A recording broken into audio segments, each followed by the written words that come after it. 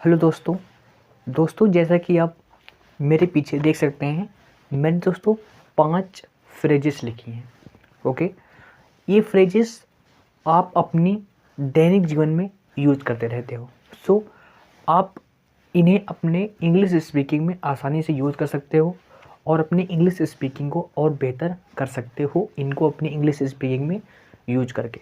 Okay, तो चलिए हम इनको सीखना प्रारंभ करते हैं। ठीक है दोस्त, तो हमने पहला दोस्तों फ्रेज लिखा है। क्या हमने पहला फ्रेज लिखा है? Come to know. Come to know, इसका दोस्तों सेंस क्या होता है तो सबसे पहले समझते हैं। इसका सेंस होता है पता लगना। इसका सेंस होता है पता लगना। इसका सेंस दोस्तों क्या होता है? पता लगना। यानी दोस्तों, जैसे मैंने कहा कि मुझे उसकी बीमारी का पता चला। मैंने कहा कि कल मुझे उसकी बीमारी का पता चला। तो इसको हम किस प्रकार से इंग्लिश में चेंज करेंगे? ठीक है, तो मैं क्या कहूँगा?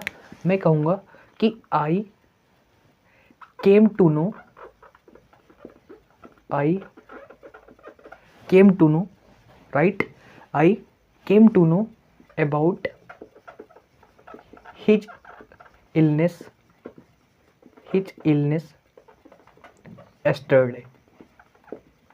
yesterday। ठीक है, इसका दोस्तों सेंस क्या हुआ कि मुझे उसकी बीमारी का पता चला कल। ठीक है, तो I came to know about his illness yesterday।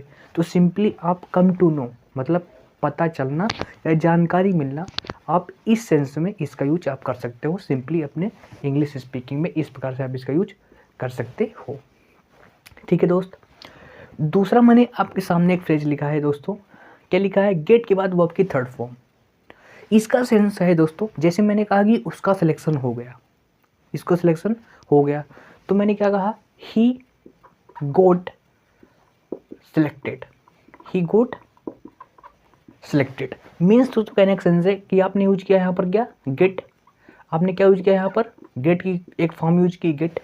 और गेट के बाद हम हमेशा क्या यूज करते हैं? वर्ब की थर्ड फॉर्म। जैसे मैंने कहा कि कुर्सी टूट गई, तो क्या बोलोगे?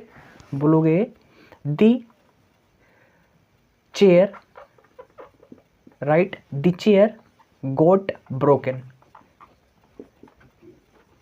दी चेयर गोट ब्रोकन।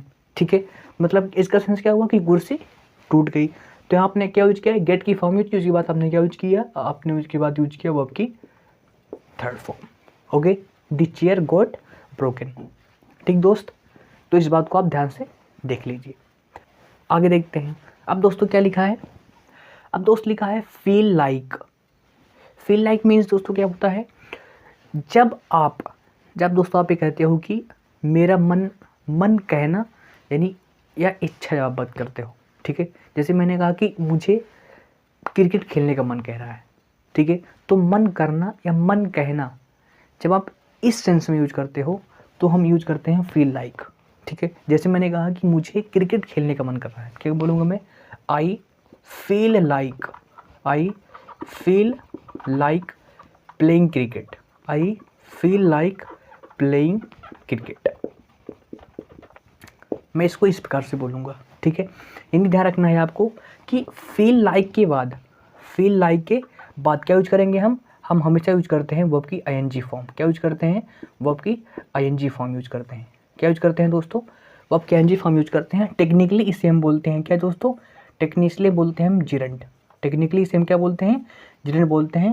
चूँकि दोस्तों अभी हम क्या सीख रहे हैं? वो स्पोकन इंग्लिश, तो हम ज़्यादा ग्रामर में नहीं जाएंगे। ठीक है, तो फील लाइक मीन्स क्या होता है? I feel like playing cricket. मतलब इसका सेंस क्या हुआ कि मुझे क्रिकेट खेलने का मन कर रहा है। तो मन करना, मन कहना। ओके, इस सेंस में आप किसका यूज करोगे? फील लाइक का यूज करोगे। ठीक है, कीप ऑन। ठीक दोस्त, कीप ऑन, इसका सेंस दोस्तों क्या होता है? कीप ऑन का अर्थ होता है किसी काम को जारी रखना, किसी काम को कंटिन्यू रखना। ठीक है, जैसे मैंने कहा कीप ऑन रीडिंग। मैंने कहा कीप रीडिंग, पढ़ते रहो। Keep on reading. ठीक है, जैसे हमने कहा दी workers keep on kept on working. ठीक है, इसका सेंस दोस्तों क्या हुआ कि जो वर्कर्स हैं उन्होंने काम लगातार किया। ठीक है, दी workers kept on the workers kept on working, the workers kept on working, ठीक है। तो कीप ऑन मीन्स किसी काम को कंटिन्यू रखना, किसी काम को जारी रखना लगातार। तो इस में आप किसका यूज करोगे, कीप ऑन का यूज करोगे, राइट। और कीप ऑन के बाद भी क्या यूज करोगे, वर्ब की आईएनजी फॉर्म, ठीक है। कीप ऑन के बाद क्या यूज करोगे, वर्ब की आईएनजी फॉर्म। जैसे दोस्तों हमने क्या सीखा, जैसे हमने अभी पिछला सीखा फील लाइक में, राइट। तो फील लाइक और कीप ऑन के बाद जस्ट जो वर्ब आएगी किस फॉर्म में आएगी, वो हमेशा किस फॉर्म में दोस्तों आएगी, आईएनजी फॉर्म में आएगी, ठीक है। फिर दोस्तों हमारी जो अंतिम फ्रेज वो क्या है, needless to say, needless to से। इसका दोस्तों हम कब यूज करते हैं, ठीक दोस्तों, इसका यूज हम कब करते हैं, जैसे मैंने कहा कि ये बताने की ज़रूरत नहीं है कि तुम मेरे अच्छे दोस्त हो, ठीक है। तो इसका सेंस होता है कि नीडलेस टू से मतलब कोई चीज़ बताने की आवश्यकता नहीं है, मतलब जो ऑब्वियस है, मतलब जो स्पष्ट है, कोई ऐसी चीज़ जिसको बताने की आवश्यकता नहीं है, वो क्या है, बिल्कुल क्लियर है, बिल्कुल स्पष्ट है पहले से ही, मतलब जो चीज़ बिना कहे जाहिर है।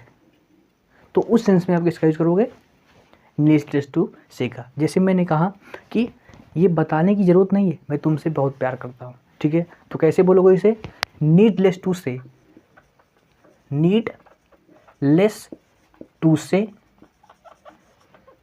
Okay, needless to say that I love you very much, I love you very much, right. तो आप ऐसे सेंटेंसेस, ठीक है, तो आप इस प्रकार से आप इन पांचों फ्रेजेस का यूज आप अपनी इंग्लिश स्पीकिंग में यूज कर सकते हैं, ठीक दोस्तों। तो जो हमने सीखा उसे क्या करते हैं, एक बार समराइज करते हैं और आसानी से चीज़ों को सीखते हैं, ठीक दोस्तों। तो हमने दोस्तों इस क्लास में जो पहली फ्रेज की बात की दोस्तों क्या है, कम टू नो। इसका मतलब क्या होता है, पता लगना है, जानकारी मिलना। जैसे मैंने कहा कि मुझे उसकी बीमारी के बारे में कल पता चला, तो मैं क्या बोलूँगा, I came to know about his illness yesterday, right. तो आप ऐसा अपने जीवन में इसे आप ऐसे इस प्रकार के सेंटेंसेस आप बोलते रहते हो, तो उन्हें आप ट्राई करो कि उनको इस प्रकार से बोलो, उनको इस प्रकार से बोलो, ठीक दोस्तों।